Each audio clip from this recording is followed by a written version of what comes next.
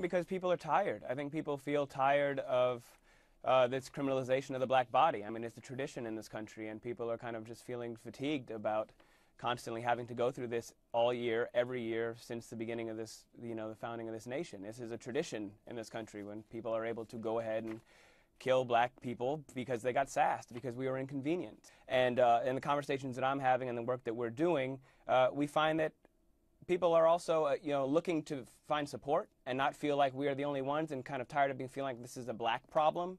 It's not a black problem. This is a white problem. This is an American problem. This is a societal problem where people should be outraged. I think that's another thing. I'm glad you bring that up, because people are, this idea of having to explain why it's racial while we're standing in our own blood is silly, I think. It's racial because it doesn't happen to white people. Look at the crack laws. Look at the fact that 51% of crack users are white, but 95% of the people in jail for crack use are black. Look at the fact that prison is one of the most profitable and growing industrial complexes in this country, and they now have for-profit prisons that have a mandated 90% occupancy rate. Well, I think that we also have to talk about the narrative and making sure we're starting at the beginning. You will find that the people doing the oppressing often want to start the narrative at a convenient point. We always want to start the story in the middle. This started with a kid getting shot and killed and left in the street for 4 hours. I've never seen a white body left in the street for 4 hours in the sweltering heat. But we need journalism to kick in and start telling the story from the beginning. This is about finding justice for a kid that was shot, an 18-year-old that was shot, period. And this idea that because he stole a handful of cheap cigars, what's that, worth $5 from a convenience store? I lived in the white suburbs of this country for a long time. I know plenty of white kids that steal stuff from this convenience store. There's plenty of this idea that every time a black person does something, they automatically become a thug worthy of their own death. When it's that we don't own drug crimes. We're not the only ones that sell and do drugs all the time. We're not the only ones that steal. We're not the only ones that talk crazy to cops. There's a complete double standard and a complete different experience that a certain element of this country has the privilege of being treated like human beings, and the rest of us are not treated like human beings. Period. And that needs to be discussed. That is the story. They went over to Florissant and asked white people in Starbucks, what do you think about what's going on in Ferguson? First off, most of them weren't even watching the news and had no idea what happened, but they knew a boy was killed, and their reactions were, well, what did he do to deserve it? I know he did something. That is embedded within the system. That is embedded within white privilege and within just the country itself, that people are bad because they deserve it. We have this whole puritanical system that is set up from the people who got kicked out of England for being too radical, that they were like, oh, you gotta go.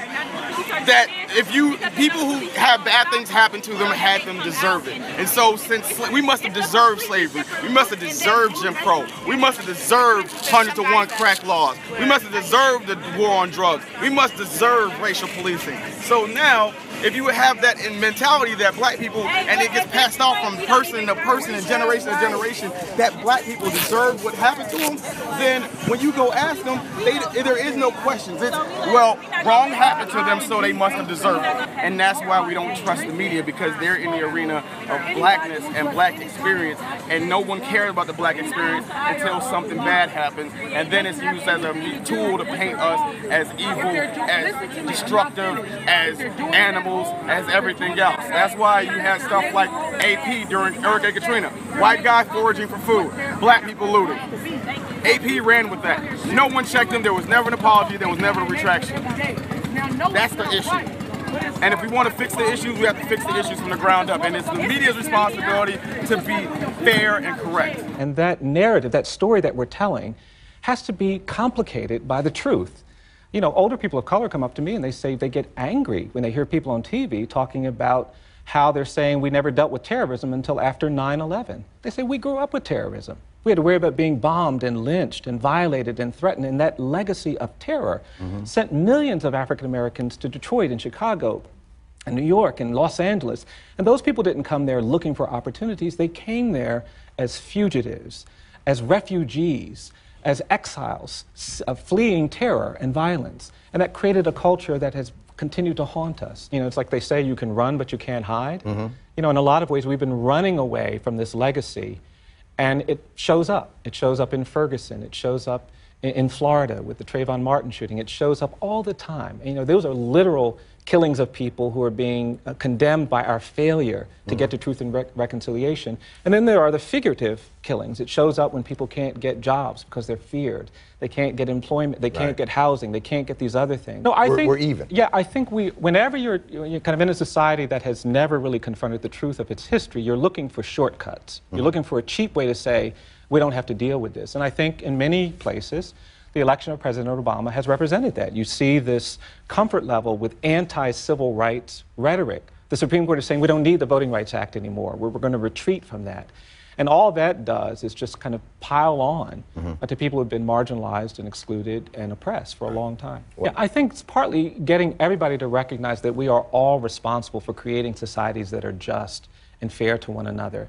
It doesn't matter who did what to whom. It matters that we deal with the carnage, the legacy of that injury. You can't go to Rwanda and say, I didn't personally participate in the genocide, so therefore I don't want to hear anybody complaining about it. You can't go to South Africa and say, I wasn't supportive of apartheid, so I don't want to hear anybody complaining about that. And you certainly can't say in Germany, I didn't execute people in concentration camps, so let's not talk about that. There are festering injuries, and there's trauma, and there's suffering, and these violations can't be ignored by any of us, black or white. And we all have an obligation to move towards something that is just, that is fair, that reconciles us to this history. Right. That's how we move forward. And we don't do it by denying the pain of that.